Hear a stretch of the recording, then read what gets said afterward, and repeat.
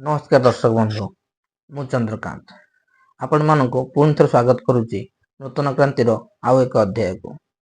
दर्शक बंधु आज आलोचना पुणी से ही बेआईन भाव राजधानी भुवनेश्वर में बसवास करुवा अनुप्रवेशकारी बांग्लादेशी मानक नहीं।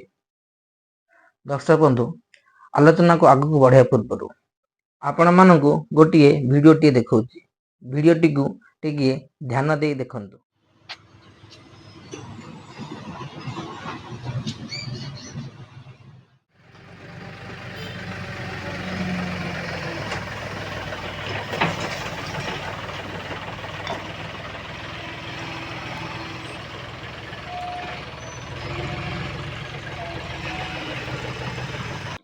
आपण माने चिंतार निश्चय पड़ जाइथिबे जे ए भिडियोटी को आपण मानक मु काहेकि देखाइबार कारण यही कि जे अढ़िया गदारू व्यवहार हो सारिथिबा प्लास्टिक बोतल व्यवहार हो सारिथिबा अन्यान्य पुराना पुराणी प्लास्टिक जिनिस बाछि बाछि अखारे भरी करुथुबा लोकटी नाम ओडिशार नाम भारतर ये हेउची सही अनुप्रवेशकारी बांग्लादेशी जहाकू ओडिशा विताड़ित करने सरकार एवं तत्परता देखाई।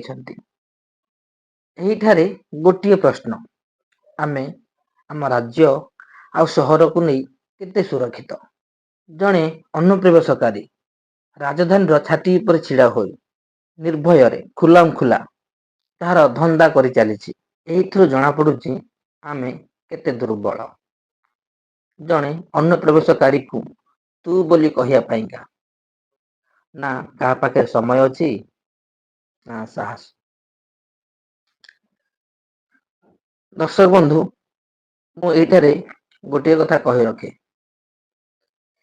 यही अनुप्रवेशकारी व्यक्ति जनक एठू सेठू कबाड़ी जिनस गोटाए नहीं करुची कौन यहीपरी जड़े नुहति हजार हजार संख्यार यही राजधानी छाती उपरे बसवास करती आईपरी निजर काम करती। दर्शक बंधु एहीपरी कबाड़ी जिनस एठू सेठू गोटाए नहीं एमाने करुछंती कौन एमाने तो आउ निज देश बांग्लादेश को ये सब जिनस नहीं जाऊ नाहंती।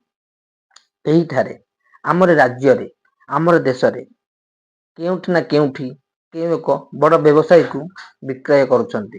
दर्शक बंधु मु एठारे गोटे कथा कही रखे मु कहार विरुद्ध रे व्यक्तिगत भाव में क्या क्षति पहुंचाइबा को चाहू ना। राज्यर स्वार्थ और सुरक्षा दृष्टि जड़े सचेतन नागरिक हिसाब से ओडिशावासी को सचेतन करने मोर एक छोट प्रयास। दर्शक बंधु जो अनुप्रवेशकारी मानक राज्य सरकार राज्य विताड़ित करने तत्परता देखाई से ही अनुप्रवेशकारी मानक सह कारोबार करने कौन बेआईन नुहे। यह कौन आम राज्यर स्वार्थ और सुरक्षा रे क्षति पहुंचाऊ नहीं। दर्शक बंधु आपण को जो भिडियोटी देखी से भिडियो रे आपण मानते ध्यान दे देखिए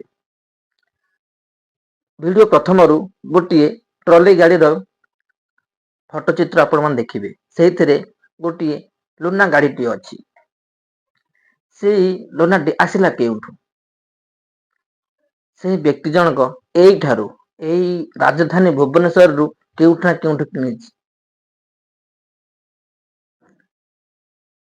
केते दूर ठीक मिछ जाल प्रमाण पत्र माध्यम रे तांकू गाड़ी देबा बा सेमानक सह कारोबार करिबा। उत्तर आपण मानक पाखरे अगस्ट 15 और जनवरी 26 रे त्रिरंगा तले छिड़ा होई वंदे मातरम रो नारा देदेले कहीं देशभक्त हो जाती नहीं। देश और राज्यर स्वार्थ और सुरक्षा को दृष्टि रखी देश विरोधी कार्यकलाप को जी विरोध करें राज्य और देशवासी को जी यही बाबद में सचेतन करें ही आमे देशभक्त कही परिबा। ପରିଶେଷରେ ମୁଁ ଗୋଟିଏ କଥା କହିବି ଦର୍ଶକ ବନ୍ଧୁ, ଆଜିର ଏହି ଅବହେଳା ଆଉ ଅଣଦେଖା ଆଗାମୀକାଲି ଆମର ପର ପିଢ଼ି ପାଇଁ ଯେମିତି କଣ୍ଟା ପାଲଟି ନଯାଉ। ରହୁଛି, ଜୟ ଜଗନ୍ନାଥ।